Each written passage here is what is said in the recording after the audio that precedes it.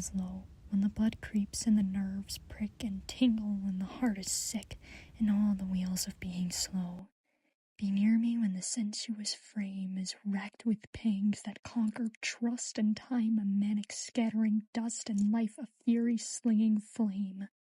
Be near me when my faith is dry and mends the flies of latter spring that lay their eggs and sting and sing and weave their petty cells and die. Be near me when I fade away to point the term of human strife, and on the low dark verge of life, the twilight of eternal day. In Memoriam, Alfred, Lord Tennyson. That is pasted on the first real page of issue 41 of the comic book Transformers More Than Meets the Eye. In issue number 41, it is revealed that the heroic bot known as Thunderclash is dying. Wait. Okay, that's too far ahead. You're already looking at the other videos and you recommended, I'm sure. This makes no sense, but it will. It will.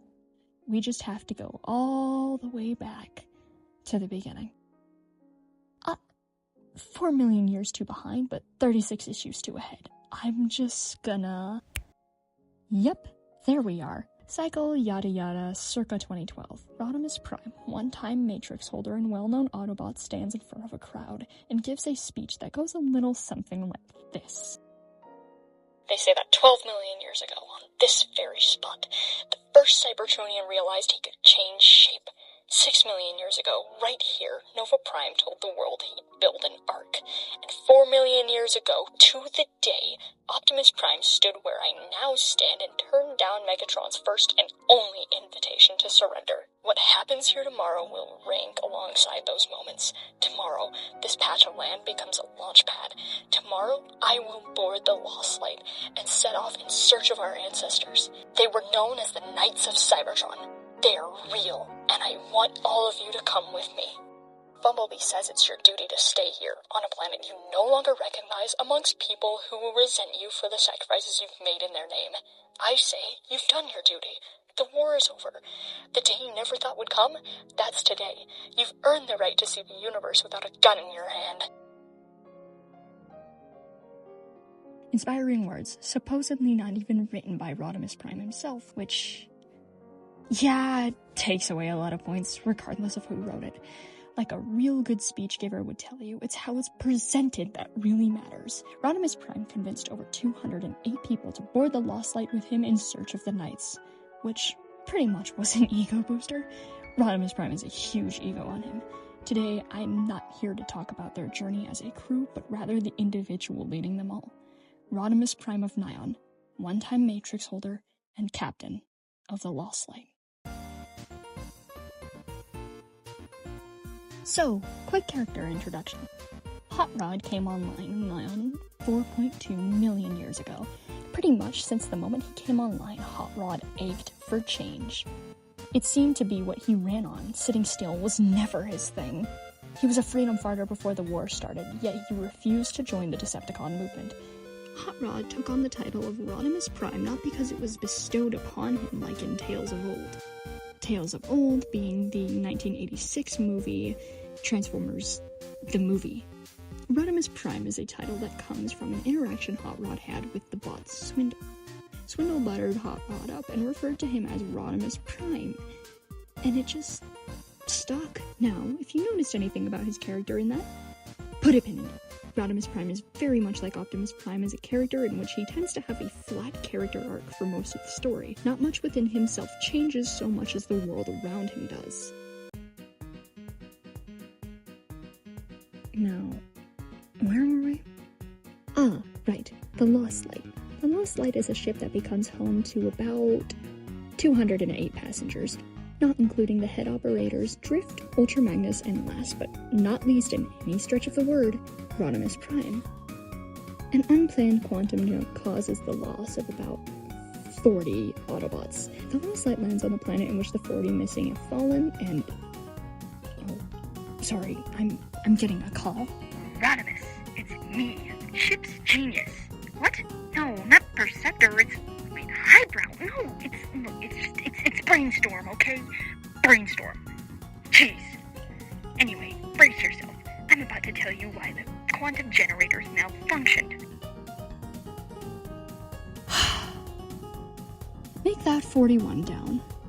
So, a duobot named Orr happened to be right next to an engine right before the quantum jump occurred. Poor guy kind of got the knockout treatment. Brutal. Rodimus and the gang find all 40 Autobots and bring them back home. Hooray! Oh, there's a new one. Hooray! That's their first and only hiccup, right? Right? Hold up, I'm getting another call. I had to put my phone on Do Not Disturb when recording things. What? What? Slow down and say it in English, please? What? That isn't your fault. It's not my fault that this happened. I mean, I assumed it was a standard neutral ship. I didn't check all the rooms before we bought it. I don't know how, but I think there's a spark eater on board. Great. Spark eater. Just lovely. You know what? I'm done playing the summary game. That's Swerve's job, not mine. The point of this is to analyze Rodimus Prime's character, not beat people over the head with a poorly rewritten Transformers wiki entry. So, I'm gonna play Swerve's summary for Season 1, okay? Okay. Oh, no! Don't click away, don't you dare! Whatever. I'll run it by you. So, Spark Eater, right? It's a Cybertronian that has a lust for the sparks of other Cybertronians, also known as Sparks. It goes after Rung, the ship's therapist, who apparently has the brightest spark on the ship. Good to know. Rodimus uses Rung as a bait for the Spark Eater and almost gets him killed, but kills the Spark Eater instead. Awesome. After that, Rung is giving therapy to a patient known as Fortress Maximus.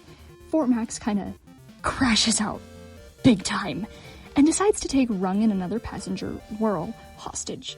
Rodimus gets angry, rightfully so. Fort Max only ticks him off more by calling him Hot Rod, which basically functions as a dead name at this point. So, Rodimus orders Rewind to shoot Fort Max. This backfires because Fort Max moves. Rewind plays footage of Overlord, Fort Max's tormentor, to neutralize him instead. This leaves the bad shot, Swerve, to have to fire. Swerve argues that there's no need to shoot because Fort Max was already docile. However, Rodimus orders to shoot. Anyway, Swerve messes up big time and ends up shooting Rung in the head. The gang then gets stuck in an abandoned Crystal City, get chased by the Galactic Council, and find an old Titan. Read the Titan's memories, find out what happened to the Circle of Light, I guess. Oh, I forgot to mention that Orr's still alive. Rodimus decides that if Orr freaks out hard enough, it'll jumpstart the engines again. So he orders Swerve, and Swerve goes. And I said, absolutely not. They do some more shenanigans, and give the Titan the power to teleport again, which in turn saved the ship's engines. Hooray! Why is Swerve talking to a corpse?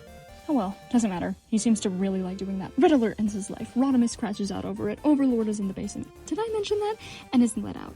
Ultra Magnus dies, sort of. Rodimus crashes out again because it turns out Chromodon and Rewind are the ones who kill Overlord and save the crew. Rung is the one who points this out to Rodimus. Oh, I forgot to mention Rung is alive now. Drift is blamed for Overlord and is banished from the ship. Ultra Magnus's body disappears. They track it to Luna 1, one of Cybertron's lost moons. They get captured by Tyrest and are locked up with these two cool new people named Getaway and Minimus Ambus. Minimus Ambus is Ultra Magnus because of course he is. I love retcons. All the bots who were constructed cold instead of forged nearly die. Tyrest is cut in half with bullets. They shut down the signal and reverse its effects with Rodimus's half of the Matrix.